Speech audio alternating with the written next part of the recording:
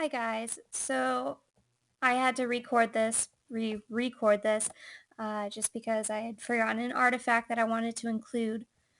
For this set one book critique, I chose for my feature text to be In My Mother's House by Anne Nolan Clark. I said that this genre was children's poetry, children's literature, just because there's a clear indication of rhyming verse. Um, And the theme that I wanted to go with for these five texts is family, self-identification, culture, uh, because in the end, our students, the thing that they have the most experience with is their own family environment, their own backgrounds. So I think this would be a great transition between what they're already professionals at, for their family experience, and kind of learning how to research and write poetry on top of that. So my lesson plan would pertain to history, social studies, and writing, um, based on my mother's house.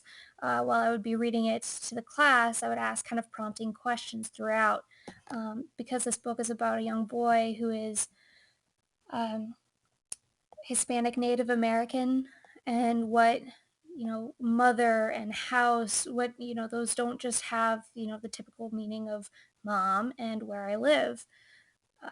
It's kind of, there's an overarching theme of mother, like something that's life-giving, whether that's your actual mom, your community, um, the land that sustains you. We call it Mother Earth.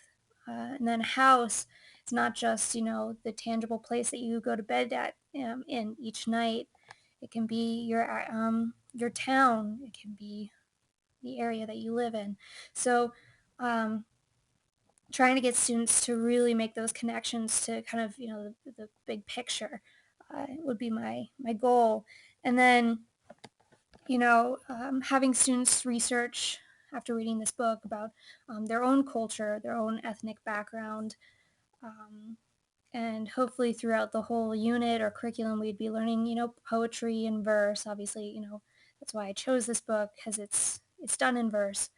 Um, and from what the students researched, go on and write, kind of their own poem, their own um, piece of work about their background, about their culture, and about what matters to them, what their mother's house, in a way, would be. The ultimate goal for this unit would be to actually involve the community. Um, so once the students understand their background, who they are, obviously they probably have specialty dishes that their, family would eat.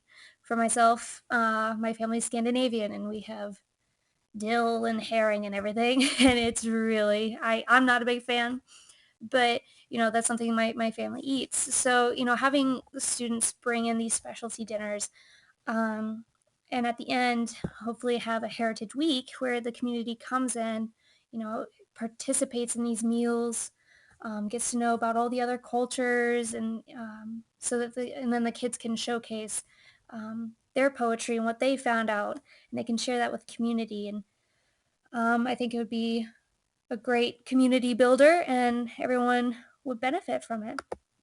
So the artifact that I really wanted to include, get that out of there, is this ancestry artifact. My family recently over Christmas break used ancestry.com.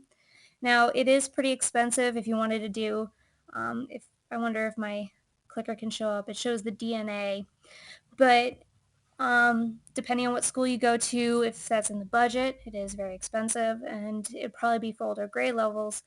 But the kids could actually find out that very, um, very small traces of their ethnic heritage and their background. And that was pretty cool. Our family did that, and we are predominantly Scandinavian. My dad always boasts that we're Irish. We find out that we're only 3%, so he was pretty bummed about that. Anyways, but what I would have the students do is kind of look up, oh, here are your parents' name. You can put your name, your last name, your age for the kids. I'm not sure if there's an age restriction on that. I would have to do some more research into that.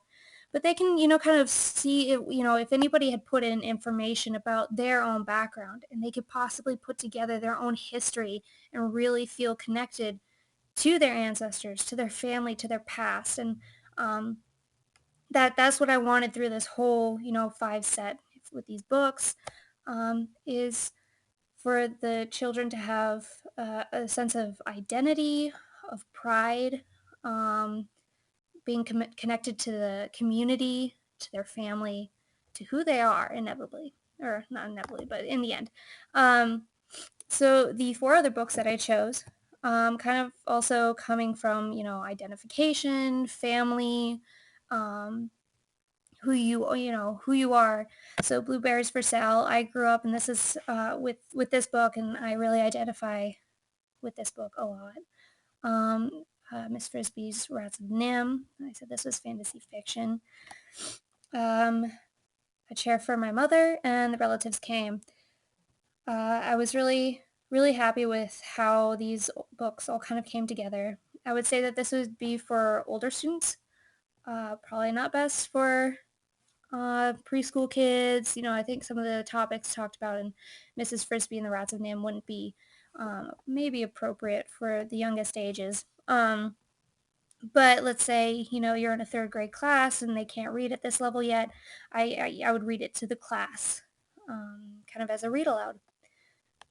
Thank you. And I'm sorry that in my last post, I didn't have this artifact.